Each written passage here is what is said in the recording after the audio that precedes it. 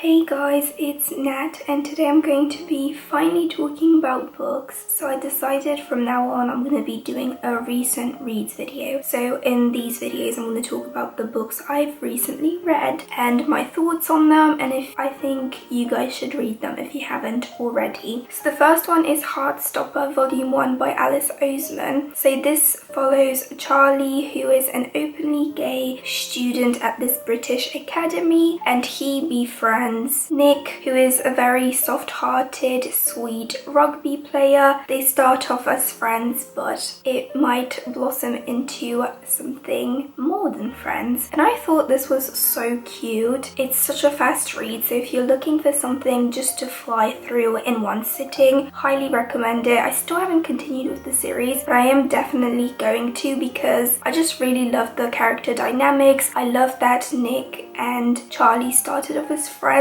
and Nick is just such a sweetheart. He makes my soul so happy when I was reading about him because he's just such a sweet guy. Like, I love him so much. And I really like the art style. I thought it was very simplistic, but it fit the story so well. And I just thought it was very cute. So yeah, highly recommend Heartstopper. But I feel like everyone's already read it, just not me. But yeah, highly recommend it. Then I read Birthday Girl by Penelope Douglas. So in this one we follow Jordan and Pike, two perspectives that we follow throughout the story, and they meet on Jordan's birthday. But then after spending an evening together, they realize they're already kind of connected, and that is because Pike is Jordan's boyfriend's father. So yeah, this is an age gap romance between Pike and Jordan, and yeah, because of Jordan's boyfriend, I can't really remember his name, she ends up having to move into Pike's home to save up money. So yeah, it basically follows that Pike and Jordan end up spending a lot of alone time together because Jordan's boyfriend is a bit of a douchebag. And yeah, love blooms. I actually kind of enjoyed the first half of the book, but when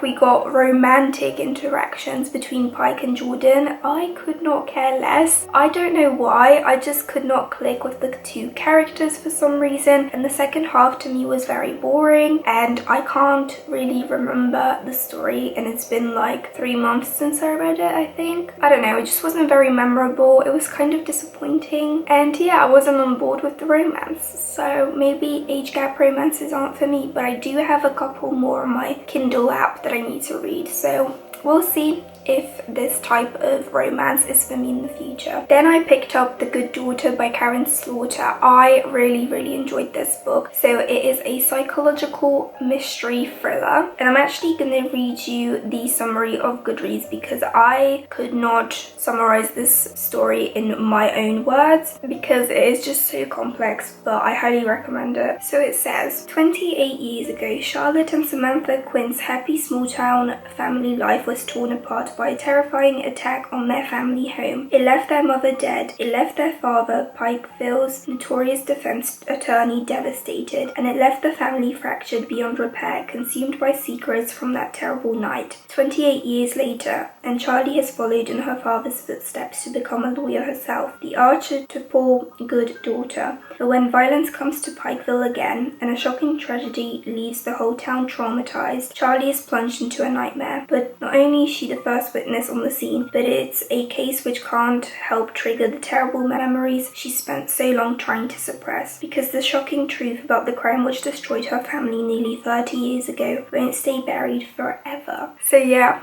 that is the summary of the book. I thought it sounded so interesting, but this is kind of a slow psychological mystery thriller. So if you're intimidated by the size of the actual book and reading it physically, highly recommend the audiobook because it was fabulous. I really connected with all the characters. We follow both sisters, Samantha and Charlie, at times, and we also kind of are thrown back to 10 years before. Or was it 28 years before? I don't know, but we're thrown back to when the tragedy actually happened, and it was just so interesting. The story deals with a lot of very important topics like trauma, how people overcome it, why some people keep the secrets they keep. It also deals with shootings which aren't very like, they don't occur often where I live, so I don't really know a lot about them. But it was kind of crazy to see how they're quite frequent in a way in America, which is very, very scary. I learned a lot from this book. I feel like it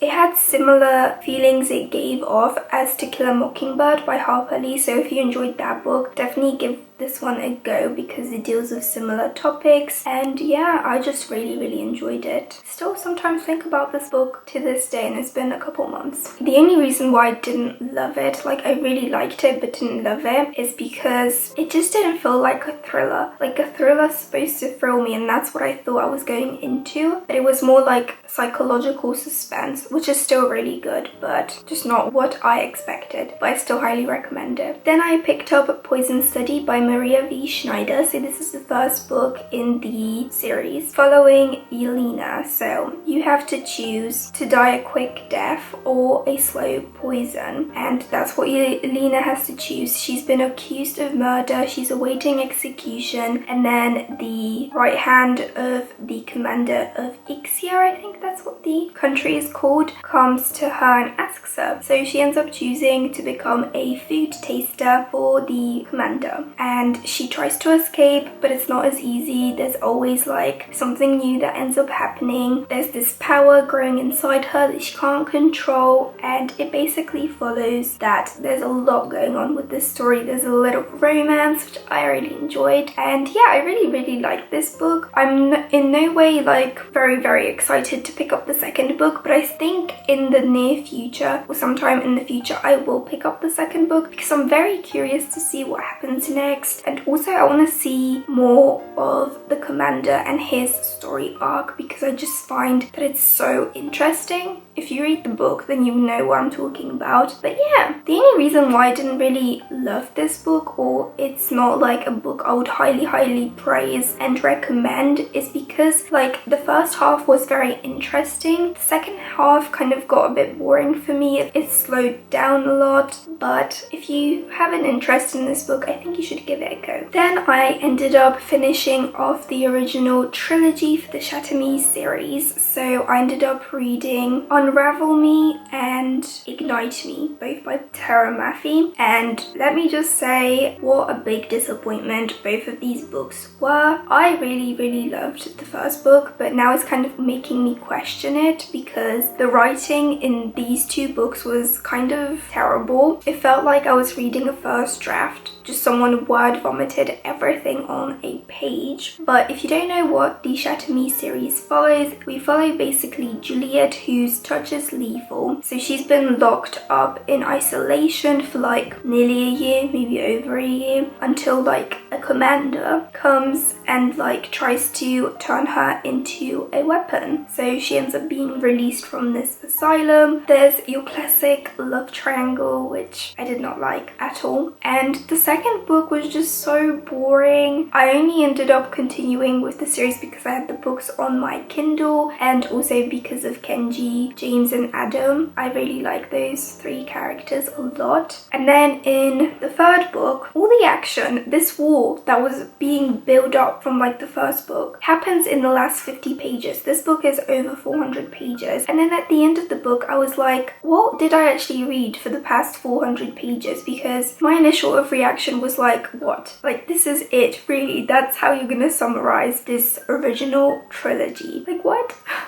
I can't believe it. And also I really did not like that the author had to destroy one love interest, like his character, completely, just so it would force the reader to root for the second love interest, who I absolutely despise. I hate him so much. Also, in the second book, I feel like I hated Warner even more, and Juliet just got on my nerves. So I was like, why am I continuing to read this series? But I just was very curious to see how it would end. But yeah, definitely I would not recommend continuing with the series if you like Shatter Me, but if you love Warner, then maybe you would like it. But I don't like him, so I don't like the rest of the books. They were just very boring, and the last one nearly put me in a reading slump. So yeah, the Shatter Me series sadly wasn't for me. Then I ended up picking up Bring Me Their Hearts by Sarah Wolf. So in this one we follow Zara, who is a heartless So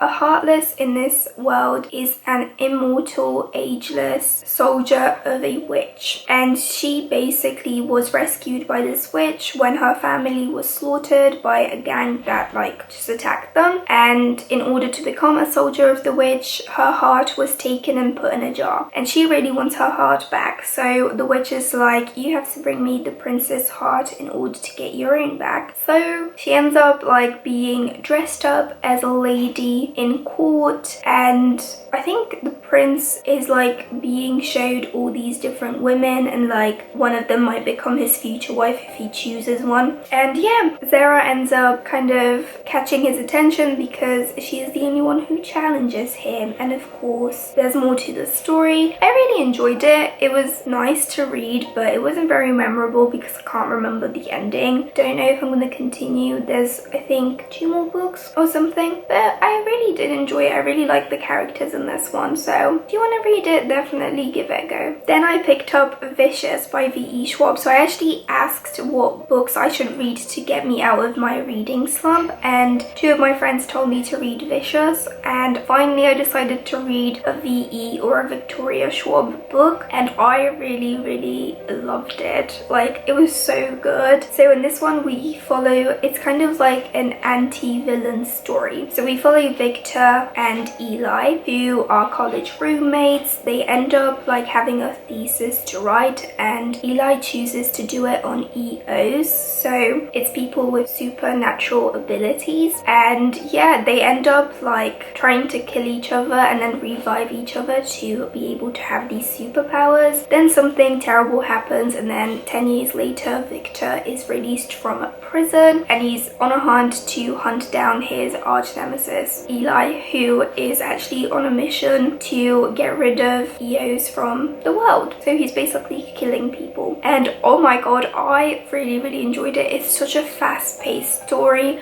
I really clicked with V.E. Schwab's writing. Her writing is just so like beautiful. I really loved it. My favorite 3 characters were of course Sydney, Mitch and Victor. Like, they were my favorite perspectives to follow, and oh, I can't wait to pick up Vengeful. It's gonna be such a fun ride. I can't wait. Highly recommend it if you haven't picked this one up. And then the last book is actually a reread, so it's the only reread I've done in a couple months, and it is Cinder by Marissa Meyer. So this is the first book in a collection of fairy tale retellings, and in this one we follow Cinder, who is a very good mechanic in New Beijing, and this is also in the future, set in the future, so it's futuristic, but no one or barely anyone knows she's a cyborg. And then Prince Kai, a heartthrob of the country, ends up like coming to a booth. She needs to fix his like robot, and yeah, ever since he came into her life just becomes very interesting, should we say. There's also like a virus outbreak, so Prince Kai is trying to fix that. I really enjoyed my reread of this. I actually started off with the audiobook, and then I picked up the Kindle edition because I just really wanted to read it myself, and yeah, I really liked it. I can't wait to continue with the rest of the series because I know it's gonna get better from here. So yeah, I really like this one. And yeah guys, that is it for my recent reads video. I hope you guys enjoyed. Let me know down below some books you recently read and if you recommend them, because I'm always looking for new recommendations, and I'll see you in my next video. Bye guys.